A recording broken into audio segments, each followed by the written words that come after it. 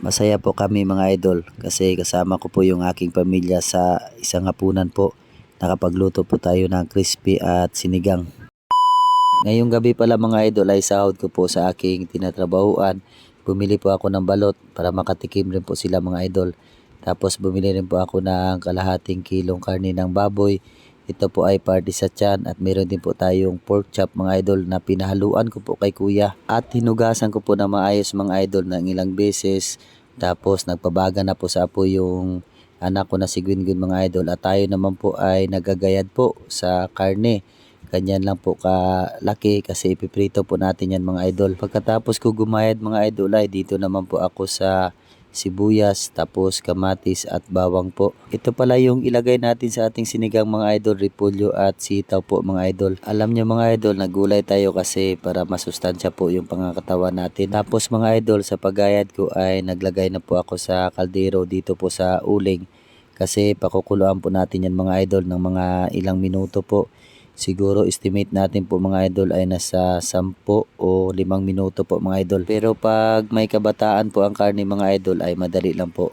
Pero pag matanda na po ay sobrang tagal po yan pakuluan natin mga idol. Kasi alam niyo mga idol, nakaranas na po ako sobrang tagal sa pagpalambot tapos tigas pa rin. Ngayon po mga idol ay malambot na po yung karne natin. Kasi balak ko po mga idol ay papalamigin ko muna ito kasi ito po yung gagamitin natin sa pagprito, yung merong taba at laman. Kinuha ko pala ng sabaw mga idol. Pero yung sabaw po mga idol ay hindi natin itatapon kasi gagamitin din natin ito sa sabaw po ng ating sinigang. Kasi yung buto-buto nito mga idol ay magagamit natin. Ito pala yung ginawa kong sinigang, yung buto-buto. Nang malamig na po mga idol ay pinirito ko na po yung ating karne ng baboy. Kanina yung pinalamig natin. Yan pala mga idol yung ating sinigang na buto-buto. Nilagyan ko na agad ng mga ricado para mamaya po pagkatapos natin sa pagprito mga idol ay sasalang ko na po yan. Alam ko mga idol, paborito na naman to ng aking mga anak. Lalong-lalo na ito ang piniritong karne ng baboy. At ngayon mga idol ay natapos na tayo ay sinalang ko na rin po yung sinigang natin. Nilagyan ko na pala ng sinigang mix tapos sinalo ko na agad mga idol. Ganyan pala ako magluto pag sinigang mga idol. Pwede po yun sa inyo. At naglagay na rin ako ng pambida-bida. Yan, ang pambida-bida po sa ating mga video lahat mga idol.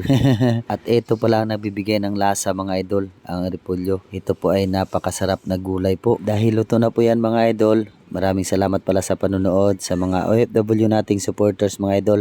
Shout out po at sa lahat po ng mga baguhang followers natin dyan. Welcome na welcome po kayo sa page namin. At sa Trabador ng Pinas kagaya ko, shout out po sa inyong lahat. At lagi po tayong mag-ingat lahat mga idol. God bless po. Alam niyo po mga idol, basta hapagkainan na po ang pag-usapan, tulong-tulong na po kaming lahat mga idol. Si Mrs. po yung taga-sandok ng kanin, tayo po yung taga-luto, at yung mga anak ko po mga idol ay sila po yung sa mga plato na assign. Minsan lang tayo makatikim at makakain sa ganitong ulam mga idol. Kapag meron lang po tayong sahod sa ating tinatrabahuan. At luto na po yan mga idol. Pasalamat po muna tayo sa Panginoon. The name, the Father, the Son, the Spirit, Amen. Lord, salamat sa mga pagkaon. Lord, salamat sa mo ang sudan na lamig. Gracias. Amen. Amen. Yan. Kain tayong lahat mga idol. At ito yung ulam namin ay masarap. Crispy pork sinigang. Yan. At napakasarap yan mga idol. Minsan lang sila makatikim ng ganyan. Yun nga mga idol no. Minsan lang talaga makatikim ng ganitong ulam po. Yung aking mga anak at ang aking pamilya. Kasi balak ko sana mga idol ay lumabas kami. Kasi sahod ko po. Pero sabi ko kay Mrs. ay sa susunod na lang. Kasi budget muna tayo. Kasi malapit naman po yung pasukan sa mga anak namin mga idol. Kaya marami po kaming bibilhin. Tulad ng mga notebook po at mga kagamitan po nila mga idol. Kasi hindi naman yan mawawala o yung pagkain sa labas.